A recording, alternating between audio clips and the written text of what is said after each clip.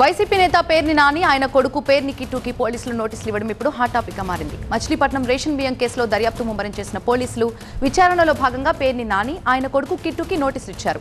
అధికారుల ఆడిట్లో పేర్ని నాని గోడౌన్లో మాయమైన బియ్యంపై క్లారిటీ ఇవ్వాలని, స్టేషన్కు వచ్చి వాస్తవ విషయాలు చెప్పాలని ఆ నోటీసులో పేర్కొన్నారు. అయితే పేర్ని నాని ఇంట్లో ఎవరూ లేకపోవడంతో ఇంటి గేట్కి నోటీసులు అందించారు పోలీసులు. ఇవాళ ఎట్టి పరిస్థితుల్లో విచారణకు హాజరు కావాలన్నారు. ఇక ఇదే కేసులో పేర్ని నాని భార్య జయసుధ, ఆమె వ్యక్తిగత కార్యదర్శి మానస తేజ నిందితులుగా ఉన్నట్టు తెలుస్తోంది. వారిద్దరి కోసం పోలీసులు ప్రత్యేక బృందాలతో గాలింపు చేపట్టారు. పూర్తి డీటెయిల్స్ మా కరెస్పాండెంట్ క్రాంతి అందిస్తారు. క్రాంతి, పీడీఎస్ అక్రమ రవాణాపై ఇప్పటికే రాష్ట్ర వ్యాప్తంగా పోలీసులు స్పెషల్ ఫోకస్ పెట్టారని చెప్పాలి. ఎందుకంటే సివిల్ సప్లైస్కి సంబంధించి మినిస్టర్తో పాటు డిప్యూటీ సీఎం పవన్ కళ్యాణ్ సైతం కాకినాడ పోర్టులో తనిఖీలు చేసిన తర్వాత రాష్ట్ర వ్యాప్తంగా పెద్ద ఎత్తున శంకర్ గారు ఫుడ్ కార్ట్ బిజినెస్ చేస్తూ నెలకి 1,00,000 వరకు సంపాదిస్తున్నారు. మీరు వీరి నుండి ఈ బిజినెస్ గురించి నేర్చుకోవాలా? అయితే ఫ్రీడమ్ యాప్ని డౌన్లోడ్ చేసుకోండి.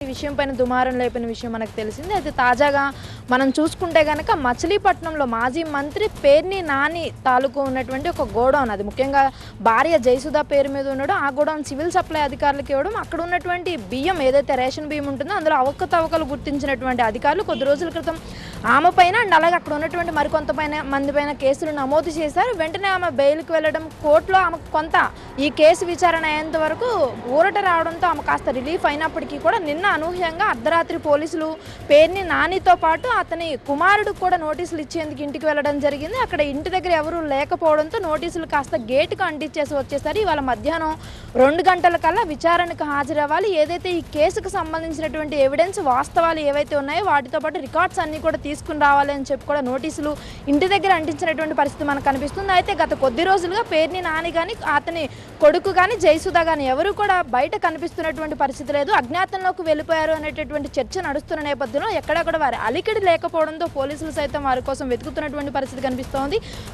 లోకల్ కోర్టులో చూసుకుంటే కనుక జయసుధకు మాత్రమే ఊరట ఉంది. ఈ కేసుల్లో వీరిపైన ఎలాంటి కేసులు లేకపోవడంతో వీరికి విచారణకు హాజరమ్మని నోటీసులు ఇచ్చారు. కాబట్టి ఇవాళ హాజరు అవుతారేమో అనుకున్నప్పటికీ కూడా ఇప్పటి వరకు మధ్యాహ్నం 2 గంటలకు విచారణకు రమ్మన్నారు. ఇప్పటి వరకు కూడా వారి విచారణకు హాజరు కాకపోగా ఎక్కడున్నారు అనేటటువంటి విషయం అయితే ఎవరికీ తెలియలేదు. సో పోలీసులకైనా కూడా ఈ కేసుకు సంబంధించి విచారణ విషయమైన రిప్లై ఇస్తారా అని చెప్పి కూడా ఎదురు చూస్తున్నటువంటి పరిస్థితి కనిపిస్తుంది. కానీ ఇప్పటి వరకు అయితే విచారణకు హాజరు కాలేదు. మరోపక్క పోలీసులకు కూడా రిప్లై ఇచ్చినటువంటి పరిస్థితి పోలేదు. ఇప్పటికే వైసీపీ నుంచి పూర్తి స్థాయిలో కావాలనే అక్రమంగా కేసులు పెట్టి తమను ఇరికించేటటువంటి ప్రయత్నం చేస్తున్నారు అనేటటువంటి ఆరోపణలు చేస్తున్నటువంటి పరిస్థితి మనకు కనిపిస్తోంది. మరో పక్కన ఈ యొక్క పీడీఎస్ బియ్యం అక్రమ రవాణాకు సంబంధించి కూటమి ప్రభుత్వం సీరియస్ యాక్షన్ తీసుకుంటూ వస్తుంది. రాష్ట్ర వ్యాప్తంగా భారీ ఎత్తున పదుల సంఖ్యలో కేసులు నమోదు చేసి అనేక మందిని అదుపులోకి తీసుకుంది. సో ఈ కేసులో కూడా ఇప్పటికే A2గా ఉన్నటువంటి కొంతమందిని అదుపులోకి తీసుకుని విచారిస్తూ ఉన్నారు. మరికొంతమందికి నోటీసులు జారీ చేసినటువంటి పరిస్థితి కనిపిస్తోంది. ఇక తాజాగా మచిలీపట్నంలో సైతం ఈ కేసు పైన పోలీసులు దూకుడు పెంచారని చెప్పాలి. సో ఈ కేసులో ఇప్పటి వరకు అయితే నాని కానీ అతని కొడుకు కానీ విచారణకు హాజరు కాలేదు. కాబట్టి విచారణకు హాజరు అవుతారా లేదా అనేటటువంటి సస్పెన్స్ అయితే నెలకొంది. మరోపక్క పోలీసులు ఏమాత్రం విడిచిపెట్టేటటువంటి పరిస్థితి లేదు అని కూడా హెచ్చరికలు జారీ చేస్తున్నటువంటి పరిస్థితి కనిపిస్తోంది. ఎందుకంటే అర్ధరాత్రి అది కూడా 12 దాటిన తర్వాత ఇంటికి వెళ్ళడం, అక్కడ లేకపోవడం, మరికొన్ని చోట్ల వాళ్ళకి తెలిసినటువంటి బంధువులు కానీ వారి ఫోన్స్ కానీ అన్ని స్విచ్ ఆఫ్ అయిన నేపథ్యంలో వాళ్ళ రియాక్షన్ ఎట్లా ఉంటుంది, కోర్టుని ఆశ్రయిస్తారా అనే దానికి సంబంధించి అయితే ఉత్కంఠ నెలకొంది. Right, thank you Kranti.